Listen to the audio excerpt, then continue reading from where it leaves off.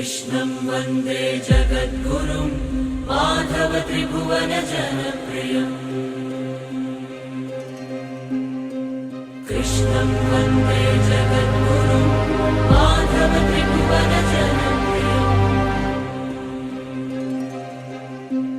कृष्णं वन्दे जगद्गुरुं माधव त्रिभुवन जनप्रियम्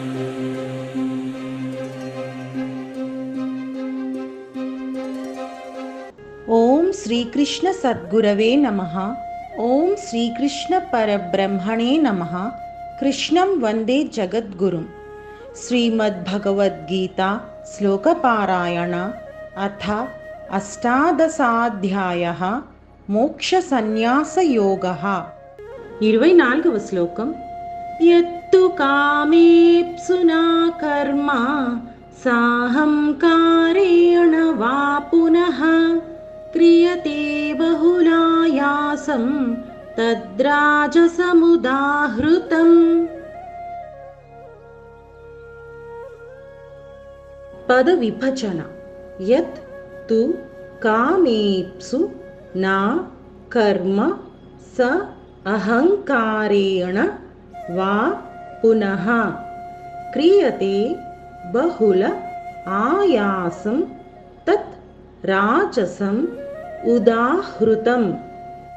తాత్పర్యం: ఫలాపేక్ష కలవాని చేతగాని అహంకారవంతుడి చేతగాని అధిక ప్రయాసకరమైన కర్మ ఏదైతే చేయబడుతోందో అది రాజస కర్మ అని చెప్పబడుతోంది.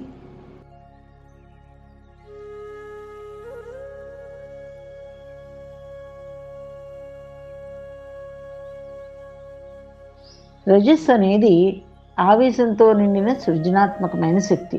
అది ఎప్పుడూ అశాంతిగా ఉంటూ గతిమంతంగానే ఉండడాన్ని సూచిస్తుంది. అది ఎప్పుడు కోరికతోనే ఉంటుంది. కోరికని దాని నుంచి విడదీయలేరన్నమాట. దాని అన్ని ఉద్దేశాలు తీరిపోవాలని తొందరపడుతూ ఉంటుంది. ఎప్పుడు ఆ తొందరలో కర్మల సంఖ్యలకు అంటూ లేకుండా పోతుంది. ఎన్నో కర్మల సంఖ్యలు తగులుకుంటూ ఉంటాయన్నమాట. ద్రవ్యాన్ని మోహించే శరీరంతో ఒకటైన అహంకారం చూపించే మార్గదర్శకత్వంలో కొనసాగుతూ ఉండే ఎడతెరిపి లేని ఇచ్ఛాప్రయాసే రాజస్సు. రాజసికుడు లాభించే పనులను చేయడంలో కష్టపడడానికి వెనుకాడు. లాభిస్తున్నదన్న ఆశ ఉన్న చోట డబ్బు ఖర్చు పెట్టడానికి ఏమాత్రం సంకోచించడు కూడాను.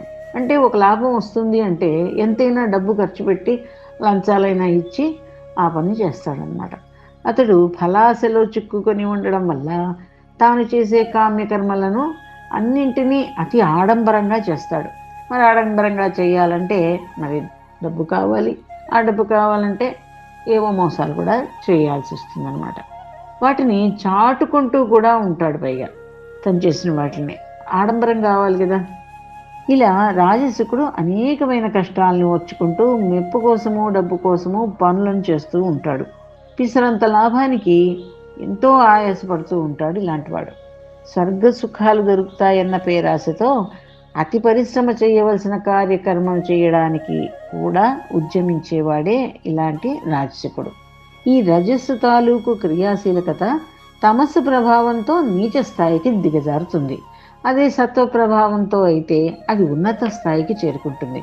ఎందుకంటే సత్వతమ గుణాల మధ్యలో ఉంది కదా ఈ రజోగుణం. అందుకని సత్వగుణం వైపుకే మనం చేరుతూ ఉంటే క్రియాశీలకత ఉన్నత స్థాయికి పెడుతుందన్నమాట. ఆశ అనేది 2 రకాలుగా ఉంటుంది. ఒకటి మానవుణ్ణి అభివృద్ధికి తోడ్పడుతుంది, మరొకటి మానవుణ్ణి అధపాతాళంలోకి దిగజార్చేస్తుంది. జ్ఞానతృష్ణ, శీలత్వం, పరోపకార చింతన మొదలైనవన్నీ కావలసిన ఆశలు. ఇలా ఉంటే బాగుండు, వాళ్ళలాగా మహానుభావుల్లా ఉంటే బాగుండు అని అనుకోవడం అనేది, మంచి శీలం కావాలనుకోవడం అనేది మంచి ఆశలు. కానీ మానవుడి ప్రపంచ బంధంలో మరింత ముంచేసే నీచమైన ఆశలు ఉంటాయి. వాటిని తొలగించాలి. సక్రమ మార్గాన అవసరమైనంత ధనం సంపాదించడం, ఖర్చు పెట్టడం ఇది ద్రవ్య యజ్ఞం అవుతుంది. కానీ అక్రమ మార్గాన మానవుడు డబ్బు సంపాదించే యంత్రంగా మారిపోతున్నాడు. అలా చేయకూడదు. ఆ పేరాశ వల్ల అతనిలో ఉన్నటువంటి మానవత్వం అంతా నశించిపోతుంది. దేహాన్ని ధరించి ఉండేదే ఒక విధమైనటువంటి అహంకారం. దానిని సుఖభోగాల కోసం మాత్రమే ఉంచేది, దానిని అలంకరించేది, లావెక్కించేది, ఇవన్నీ కూడా అహంకారమే అవుతున్నాయి అన్నమాట. అంటే శరీర పోషణే ప్రధానంగా అక్కడ ఉంది. దుర్లభమైన మానవ జన్మ దీని చేత అనర్థమైపోతుంది. మానవ జన్మ దొరకడమే కష్టం, అది వ్యర్థమైపోతుంది. తనకు సాటి ఎవరూ లేరనే భావంతో శరీరాన్ని పెంచే వాని యొక్క అహంకారం రజోగుణం నుంచి ఉద్భవించింది. శరీరం అనేది ఈశ్వరుడి ఆలయం అనే భావంతో ఉండాలి అని తెలియజేస్తున్నారు. అంతేకాకుండా ఈ రాజసిక క్రియాశీలతలో ఆధునిక నాగరికతతో ఉజ్జీగా నడవాలనే పిపాస కూడా కనిపిస్తూ ఉంటుంది. భౌతికమైన లాభాల మీద, గొప్పగా బతకడం మీద వాళ్ళ దృష్టి నిలిచి ఉంటుంది కదా. అటు నీచ స్థాయికి దిగే వాళ్ళు తక్కువే, ఇటు ఉన్నత స్థాయికి ఎగబాల తక్కువే, మధ్య స్థాయిలోనే ఉంటున్నారన్నమాట చాలామంది. ఈ క్రియాశీలకత పెరగడానికి కోరిక తాలూకు ప్రేరణే ముఖ్య కారణంగా ఉంటుంది. ఒకటికి డబ్బు బాగా ఉన్నదనుకోండి, అతడికి పేరు ప్రతిష్ట పొందాలన్న కోరిక కూడా చాలా ఉంటుంది.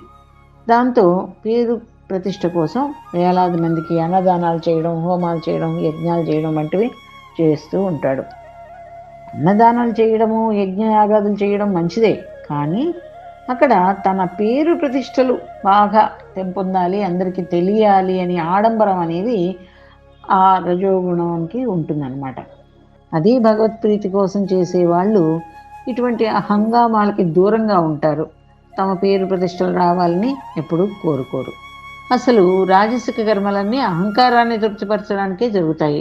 అటువంటి పనులు క్లేశాలను పెంచడమే కాదు, పునర్జన్మ పరంపరను కూడా కలుగజేస్తాయి.